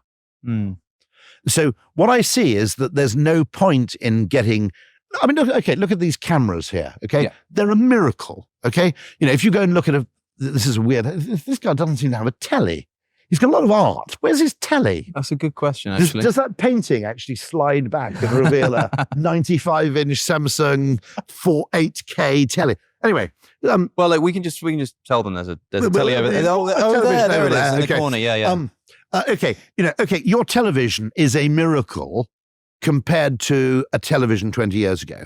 I mean, literally, people would have paid millions for a flat screen TV if it had existed in the 1970s, okay? Computer games, everything of that kind has been massively improved without any commensurate increase in price, by the way. And actually an extraordinary degree of egalitarianism, which is that if you're a multimillionaire, you can't really get a better phone than someone on median income. Sure. You can get a fancier TV, I grant that, but only at the point of being ridiculous. Yeah, not to the point that it's actually, and actually, your Netflix is the same as my Netflix. Exactly, okay? Yeah. There's an awful lot of, and actually, the Netflix in Aberystwyth is as good as the Netflix in London. Yes. Now, that's one thing which nobody ever talks about, which is the extraordinary geographical levelling up in terms of access to information and goods. I grew up in the Welsh borders. If you wanted to buy a bit of fancy hi-fi equipment, you might have gone to London. You might have gone to Bristol or Cardiff, Comet, for people who remember that. Now, if I wanted to go and see a Korean film, all right, living in Monmouth, the odds were pretty slim. I'd have a really, really long wait, put it that way. Yeah. Probably indefinite wait. If you want to see a Korean film in Aberystwyth, well, good luck, right? now anybody anywhere. It's one of the reasons I don't quite understand the fixation with people have with living in London, because the actual material gains you get from a metropolitan existence in terms of your consumption aren't nearly as dramatic as they were when I was a kid. Yeah, sure. Okay. I mean, genuinely, and that applies not only to things you can buy online, i.e. digital goods or goods that are delivered by Amazon or Ocado or whoever. And that also applies to things like food and drink and so on. I mean, the quality of, eating out is actually, I think I'd rather eat out in East Kent than I would in London, to be honest. Partly because you get these creative people who move down there because they can't afford to open a restaurant in London. Yeah. But I mean, I do find this interesting in that I sometimes feel that all the lifestyle gains that should have come from those extraordinary technological improvements have just been mopped up in rivalrous chasing of property assets. Now, what happened, what I was talking about in the Caribbean was these things were built called chattel houses, which were portable. And so to prevent your plantation owner saying, look, mate, I'm afraid you've got to pay rent that's not unadjacent to your current salary, they'd build these little houses, and if the chap demanded too much land rent, two men could pick them up and move them onto the adjacent plantation, where the plantation owner would go, no problem, mate, you can stay here for a third of the price. Yeah. And so what it did was it disentangled the ownership of housing from land ownership. Yes. And the trailer park does that in the US. There are actually really blingy trailer parks. There's one in Malibu where I've got a vague idea Pamela Anderson lives in a trailer park. Okay. Really? In Malibu. And it's somewhere near the beach. I mean, they're actually, the trailers are they've been pimped up quite dramatically, and it's a pretty nice community. But notionally, I think legally, it may actually exist as a trailer park. Now, if you got... if the government got Johnny Ive and there's a guy called Mark Newson, who's an Australian designer, who I think is a mate of his, and just said, okay, your job is you've got to produce the coolest mobile form of housing you possibly can. Okay. And you create some sort of legislation where I'd be well on for living in a pub car park. There are a lot of country pubs that have a bit of spare space in the car park. Okay. If you could plonk my little 2-bedroom job in the pub car park, well on for that. So if people could actually buy for 50, 60, in America, you can buy a trailer. I mean, a really nice brand new trailer. It's about $80,000. And they're pretty nice. And they're fully kitted out with all sorts of shit. Okay. And, they got a better climate. I mean, we got to accept some things about that.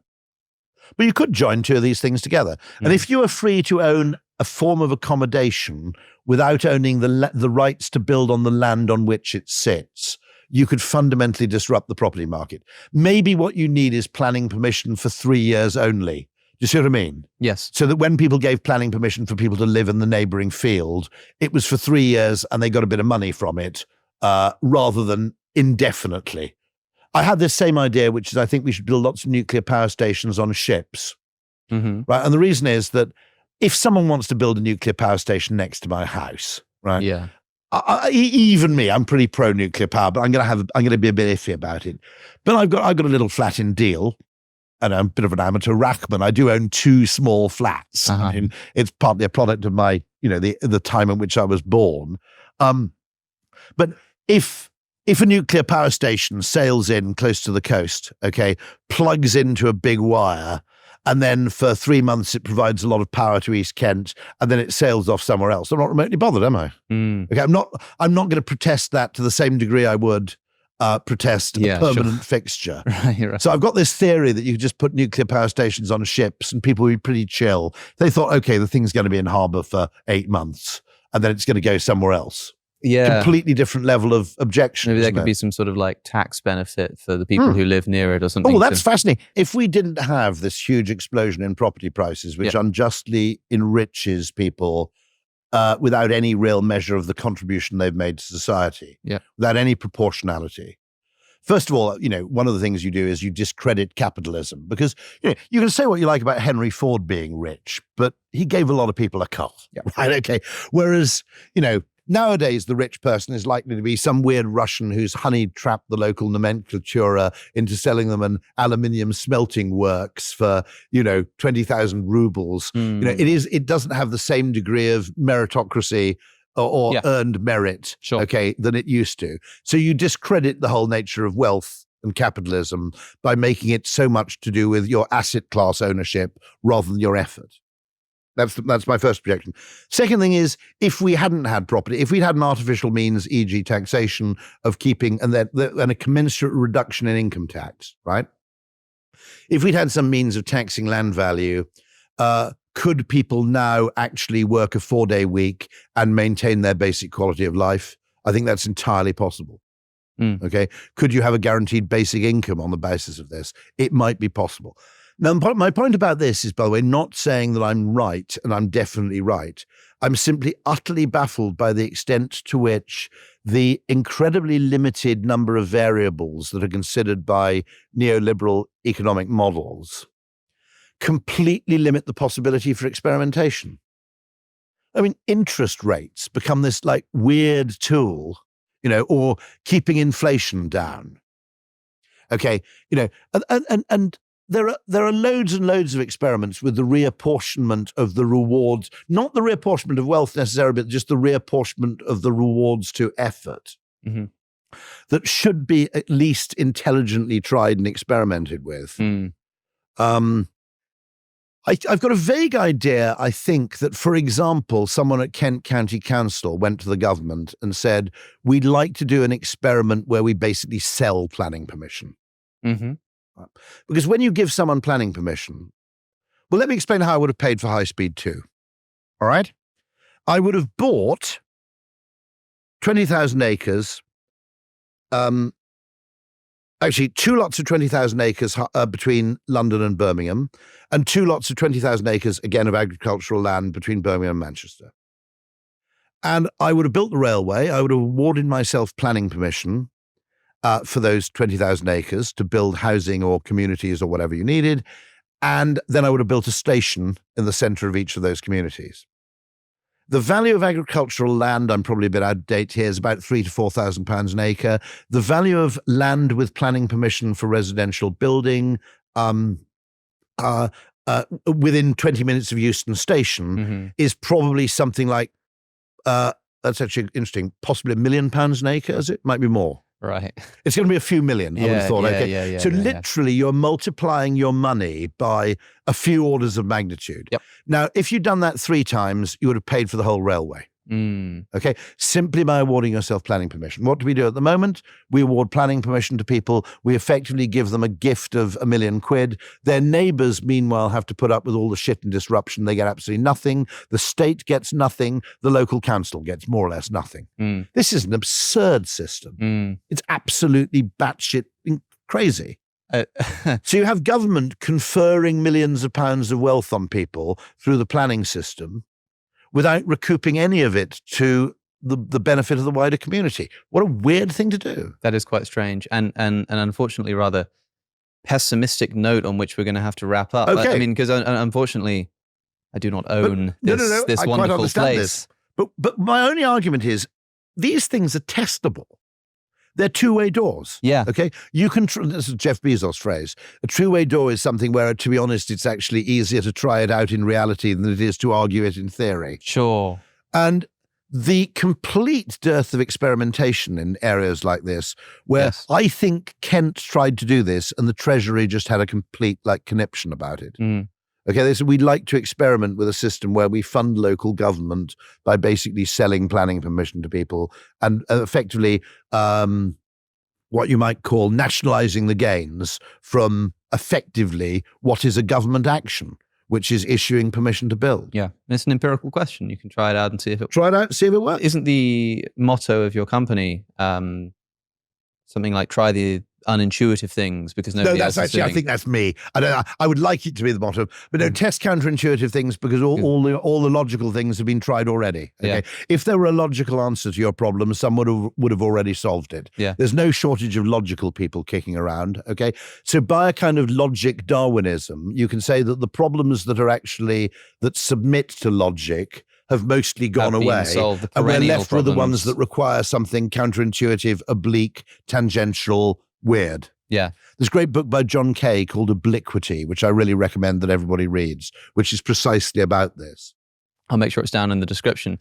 Rory Sutherland, thank you for it's been a huge pleasure. Absolute delight. Thank you very much for a wonderful indeed. tour of some interesting areas that we don't usually get to touch on this channel. But I mean, it just strikes me as utterly weird that all you need to do is a fairly easy reframing where you see property ownership is not wealth, it's consumption. You're consuming the property in which you live by depriving someone else of the right to live there. Now, if interestingly, consumer electronics are not really consumption, because if I buy an iPhone, I make iPhones cheaper for other people.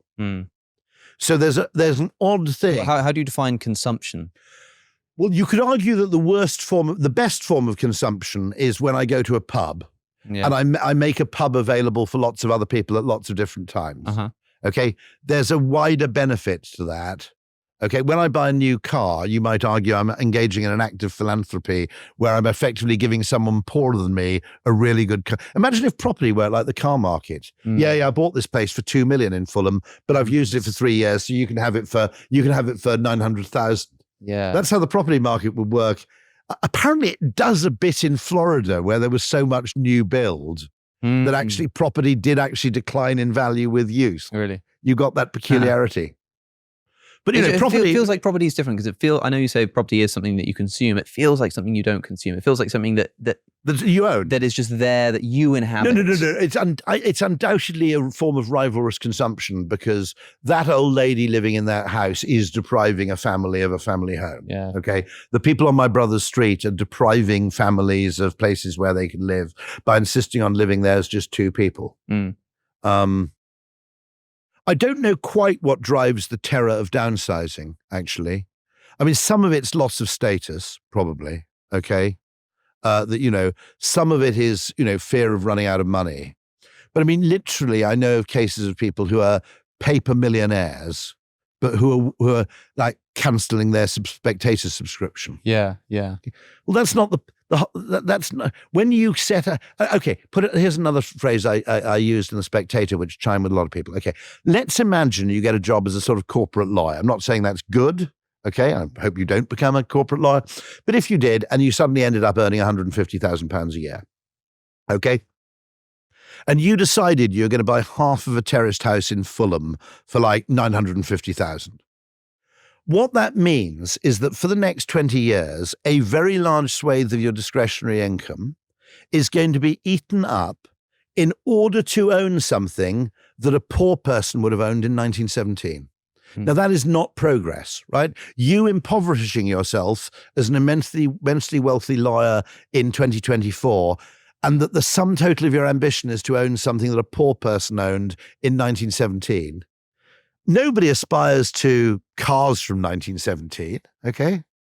Go and buy a fucking jet ski. Go and buy something that people in 1917 couldn't have owned, all right? Go and buy something that would have made, Louis XIV go, fucking hell, I want one of those. Yeah. All right? Right. Don't go and buy, because Louis XIV would go, Louis XIV would look at you as your corporate lawyer and go, right, your television, your dental care, your analgesics, all the things brought to you by consumer capitalism, okay, defy, apart from maybe the food and the clothing, I reckon. I think Louis XIV would go, bit dowdy, he'd go, wouldn't he? Yeah. Tiny bit, where's the silk? Come on, sure. mate. Can we have a bit of silk? Shirt, yeah. And also your car. Even, I don't know, do you have a car? Because you're young. No, I don't have a car. Fucking young people. I can't even drive. Well, you can't drive? Fucking hell, what's wrong with you people? I grew up on the Welsh borders. I would have chosen to actually sever my own genitals rather than not have a car. Okay. And actually, to be honest, not having a car would have had a worse effect on my social and sex life than severing my genitals. Okay. You young people, you're also fucking metropolitan. Oh, no, I'll just get an Uber. No, learn to fucking drive. Grow up. Crying out loud. The other problem is, I'm going to tell you something here, which is interesting because I think it's a problem for the motor industry. Yeah. If you drive frequently, driving becomes system one and it's really enjoyable. I'm not talking about London traffic, but I'm talking about driving in the country is one of life's great joys. You young people, you just like hire a car when you're in Lanzarote for 7 days. If you only drive for 7 days or 14 days a year, driving's terrifying. So you don't enjoy it. So you're missing out on this massive pleasure, But I don't understand this. I mean, you young people, you don't really want a car. Where am I going to put a car? Of course you want a fucking car.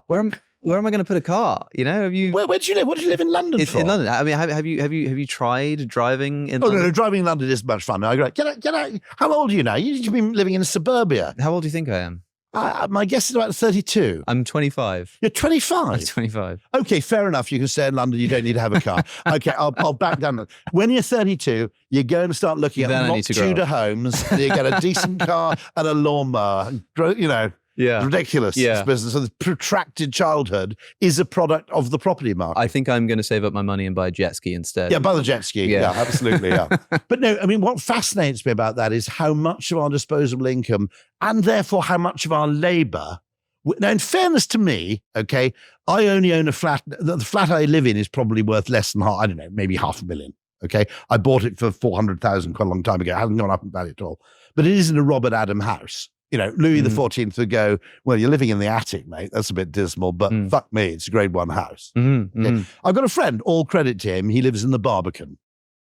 And there's a bit of me which goes, yeah, I kind of get that. You go into this flat in the Barbican, you go, well, it's worth 1.8 million. But you do walk into the apartment and go, shit me, this is amazing. Okay, it's on the 23rd floor. Right. But I don't understand these people who are spending like, you know, this house actually is pretty damn cool, isn't it? Okay. Oh, yeah. You know, okay, if I have 5 million, this house we're in now, which is yours, isn't it? I'm going to from your proceeds from podcasting. Yeah, that's right. No, but what I'm saying is, I do at least get this place where you come and you go. It's got a swimming pool and it's in central London. It is lovely. Okay? Yeah, this is extraordinary. What amazes me is the amount of money that's soaked up in property that's completely I don't actually live here. I do not actually live here. Just here. It's going to ruin it. My supporters on Substack would probably immediately cancel if they thought that this was my house. But it's a very weird use of our money. Yeah. To spend that much money on something so unremarkable, which could be devoted to either things that are amazing, like EasyJet. I realize I'm not doing myself any favors with the environmental community by recommending, but the electric jet ski, that's going to be a real thing. Oh, yeah. That's going to be that's going to be great. But the ultimate solution, and I think this is Elon's plan, okay, is to destroy the whole property market. Right. What's he got? Starlink. Okay. Yeah. He's got massive batteries, solar panels, electric vehicles. Okay. Oh boy. Right? Yeah. Now put them all together. What have you got? You got the potential to be nomadic. All right. So effectively, when you have the Tesla Winnebago, which I think is waiting in the wings, which is a fucking massive American motor. Do you ever watch? There's a brilliant YouTube channel where there's an RV salesman who basically takes you through the latest American motorhomes. I have not seen that. No. The ingenuity with which they use the space is absolutely beautiful. They have the other thing.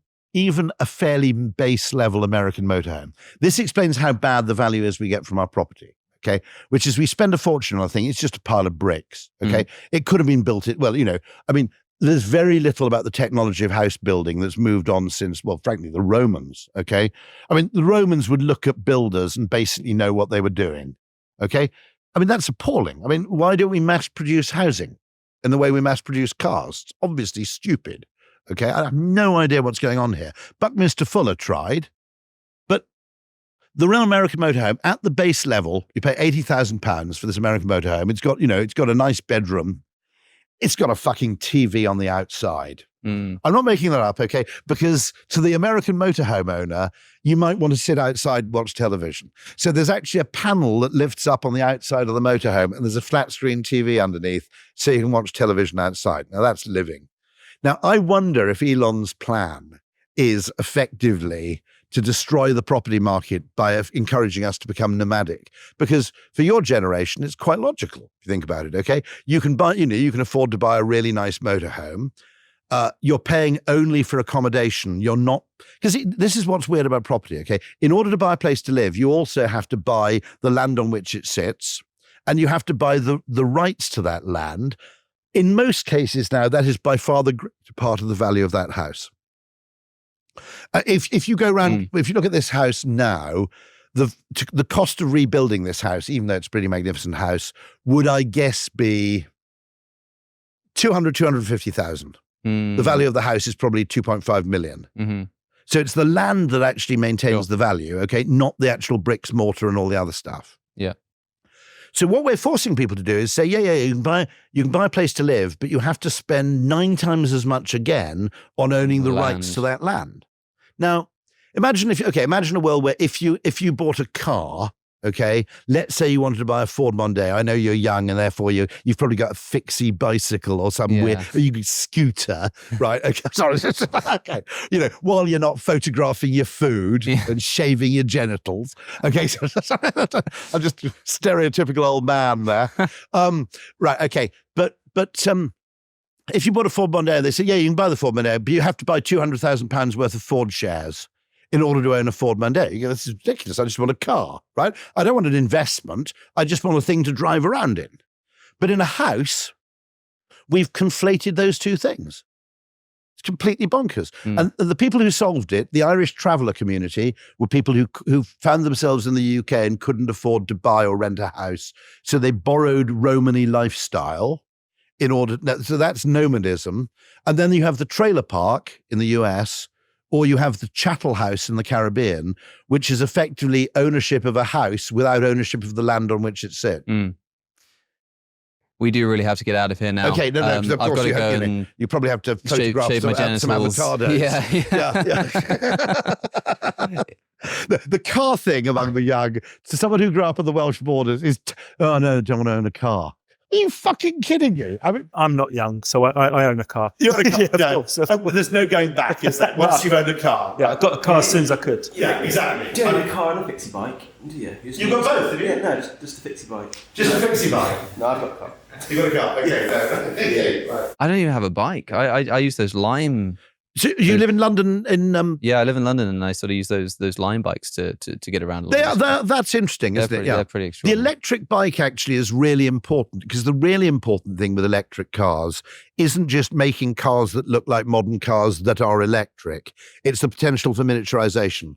So actually, one thing I'm really sympathetic to is the electric cargo bike. Okay, because the problem with a bike is that there are too many things that can kill it. If you've got to go uphill, this is a physical bike. Yeah. If it's raining, it's killed. Yeah. If you've got to go uphill, it's killed. If you've got luggage, it's killed. Yeah. If you want to go shopping, it's no good. Okay. Now the cargo bike is like this, because the electric thing basically takes care of the hills for you, and it's got a bit of storage. It's quite a happy compromise between a car and a bicycle. Yeah. So there's something there that really appeals to me. And then, of course, there's this whole micro-mobility thing. There's this Swiss company that makes little 2-seater cars. I mean, has anybody been to France recently? The Citroën Ami, did you see those? They're actually kicking around. They're like little, tiny. Apparently you can get them here. You just rent them. Yeah. Is it like 200 a month? Yes, yeah. And you just plug it into the mains? Yes, it's tiny, yeah. 16-year-olds can hire them in Yeah, France. yeah. They're seen as a motorbike. Yeah. Okay, we need to change that. That's the sort of thing the government should be doing, saying, okay, if you're 16, you can have a little mini. Yeah, I think the electric max car. speed is like 20 miles an hour or something. That's it. Yeah, I'm sure people mod them. Yeah, yeah, of course. But we won't say that. We won't say that. Yeah. As we see it whizzing past at 60 miles an hour. But actually, they're a hell of a lot. My journey to the station this morning, I could have happily done in one of those. And actually, those are. I mean, that's the interesting thing, which is that in evolutionary terms, for electric cars, the adjacent possible is much bigger. You can't really miniaturize petrol. You can't really have driverlessness with internal combustion engines to the same extent either, can you? You can't deal with it. Have you got electric in your car? No, I'm about to go electric. Oh, what are you going for? Sorry. We should record this. Yeah. We should turn it into, this would be really brilliant. You take a 25-year-old philosopher and theologian and you just hijack it and turn it into a car podcast. This would be absolutely brilliant. Yeah. Yeah. Do you have to do your sign off?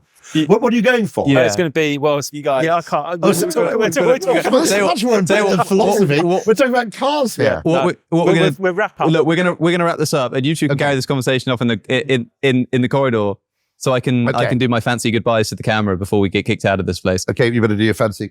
I'll keep quiet. That's